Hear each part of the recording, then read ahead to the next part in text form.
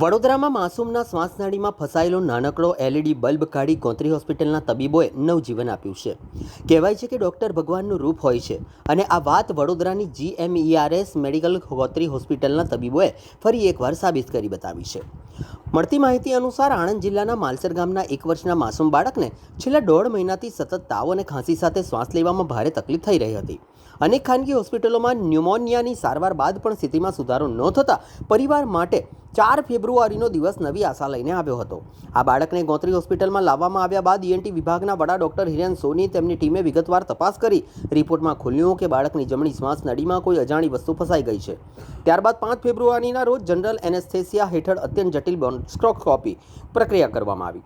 Operation દરમિયાન તબીબો પણ ચોંકી ગયા હતા, કારણ કે બાળકની શ્વાસ નળીમાં નાનકડો LED બલ્બ ફસાયેલો મળી આવ્યો હતો. 1.5 મહિનાથી બાળકની પીડાનું કારણ બનેલી આ વસ્તુને આજે ડૉક્ટર સોનીએ પોતાની કુશળતા સાથે સફળતાપૂર્વક બહાર કાઢી છે. હાલ બાળકની તબિયત સ્થિર હોવાનું જાણવા મળ્યું છે અને તેની શ્વાસ ફરી સામાન્ય થયા છે. પરિવારજનોએ ગોત્રી હોસ્પિટલના તબીબો અને સ્ટાફ પ્રત્યે આભાર વ્યક્ત કર્યો છે. અદ્યતન સાધનો અને માનવતાપૂર્ણ સેવા દ્વારા ગોત્રી હોસ્પિટલના તબીબોએ એક માસૂમનું જીવન બચાવી માનવતાનું ઉત્તમ ઉદાહરણ પૂરું પાડ્યું છે.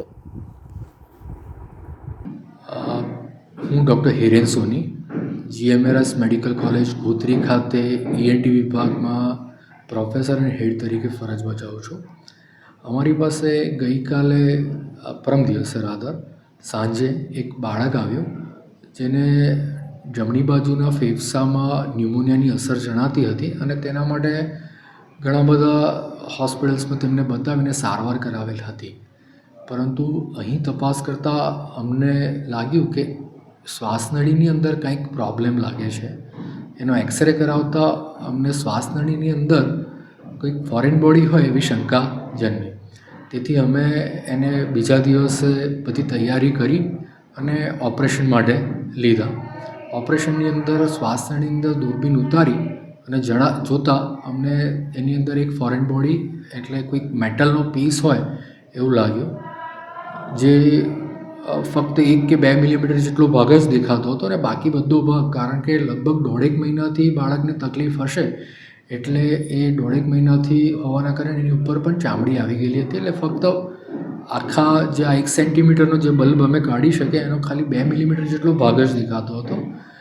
અમારી પાસે રહેલા અદ્યતન ઓપ્ટિકલ બ્રોન્કોસ્કોપી એટલે દૂરબીનવાળા ફોર્સેપથી અમે અંદર જઈ અને આ જોયું અને આ જોઈ અને અમે નસીબ જો કે એની અંદરથી આ ફોરેન બોડી કાઢી શક્યા. કાઢ્યા પછી આપ જોઈ શકો છો એક LED બલ્બ હતો. આખો LED બલ્બ બાળકના મોઢામાંથી જઈ અને શ્વાસનળીની અંદર ફસાયેલો હતો અને હવે આ કાઢી નાખ્યા પછી બાળક સારું છે અને એને કોઈ તકલીફ નથી. લગભગ આજે અમે એમને રજા આપી શકીશું. શરૂઆતમાં બાળકને કેવી રીતના ખબર પડી? જનરલી આવું કંઈક હોય તો બાળકને જ્યારે કોઈ પણ વસ્તુ ગળી જઈને શ્વાસનળીમાં જાય તો શરૂઆતમાં ખાંસીની તકલીફ થતી હોય છે, જે થોડાક સમય માટે રહે અને પછી એકાધિક જગ્યાએ જ્યારે આપણે આવું કંઈક શ્વાસનળીમાં ગયું તો કફની તકલીફ થાય, ખાંસી આવે અને થોડાક સમયમાં જ્યારે એક બાજુ શ્વાસનળીની અંદર આ ફોરેન બોડી સેટલ થઈ જાય તો પછી જનરલી કોઈ બીજી તકલીફ એકદમ દેખાતી નથી. પછી ધીરે ધીરે તાવ આવવો, ન્યુમોનિયાની અસર થવી, એક બાજુનું ફેફસું કામ કરતું બંધ થઈ જવું, પછી શ્વાસમાં તકલીફ થવી, આવી બધી તકલીફો થતી હોય છે. પણ આ બધી વસ્તુની અંદર આપણને ખ્યાલ આવવો જોઈએ કે ક્યારે પેશન્ટને આવી હિસ્ટ્રી હોય તો આપણે વિજિલન્ટ રહી અને આ બાબતમાં તપાસ, એટલે આપણું હાઈ સસ્પિશન હોય, આપણી શંકા પ્રબળ હોય તો જ આવા કેસો આપણે પકડી શકીએ છીએ. શરૂઆતમાં જેટલું શરૂઆતમાં આ કરીએ એટલું બાળકને તકલીફ ઓછી અને ફેફસા બગડવાના શક્યતા ઘણી ઓછી રહે છે. મારી લગભગ 25-30 વર્ષની પ્રેક્ટિસ દરમિયાન એવું કહી શકાય કે આવું LED બલ્બવાળો કેસ મારા ધ્યાનમાં પહેલી વખત આવેલો છે અને તે પણ માત્ર 1 વર્ષના બાળકમાં, જે બીજું કંઈ ખાવાનું આપણે ચાલુ ના કરેલું હોય તેમનામાં પણ આવું ફોરેન બોડી નીકળવી તે ઘણી આશ્ચર્યજનક વાત છે. આના સિવાય અમે બીજી ફોરેન બોડી જેવી કે થોડાક 5-6 વર્ષના બાળકમાં જ્યારે CT ગળી ગયા હોય, જે આપણી CT આવે, જે આપણે ફૂંક મારીને કરતા હોય છે, એવી સીટી ગળી ગયા હોય તે પણ આપણે જોયેલું છે.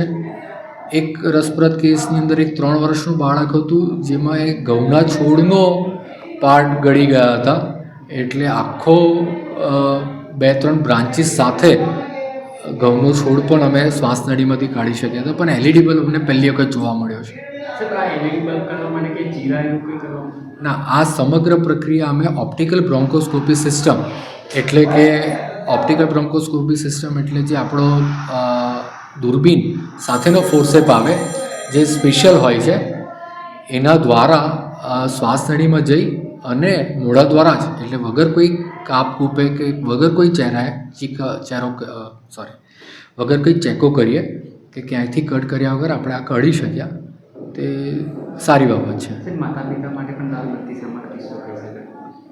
આ એક એવો કિસ્સો છે જેનાથી આપણને જાણવા મળે છે કે જે નાના બાળકો છે જેને આપણે ઘણા એવા રમકડા કે ટોયઝ આપીએ છીએ કે અમુક નાની આર્ટિકલ્સ આપીએ છીએ, નાની વસ્તુ કે જે બાળકના મોઢામાં જવાથી એ ગળી શકે, તો આવી તકલીફ થઈ શકે. અને જેમ આ બાળકના માતા પિતા છેલ્લા 1.5 મહિનાથી હેરાન થઈ રહ્યા હતા અને નિદાન ન થાય તો આપણને ખ્યાલ જ ન આવે કે આપણા બાળકને શું તકલીફ છે, અને પછી જો નિદાન આગળ જતાં પણ શક્ય ના પડે તો આગળ જતાં બાળક ગુમાવવાનો પણ સમય આવી શકે. એના કરતાં આપણે પાણી પહેલાં પાળ બાંધીએ અને આવા નાના ઓબ્જેક્ટ જે બાળક ગળી શકે કે જે ત્યાંથી અન્નળી કે શ્વાસનળીમાં જઈ શકે એવી વસ્તુથી આપણે બાળકને દૂર રાખીએ તે સારી વસ્તુ છે. સર છેલ્લો પ્રશ્ન, બાળકની હાલત કેવી છે? અત્યારે બાળકની હાલત ઘણી સારી છે.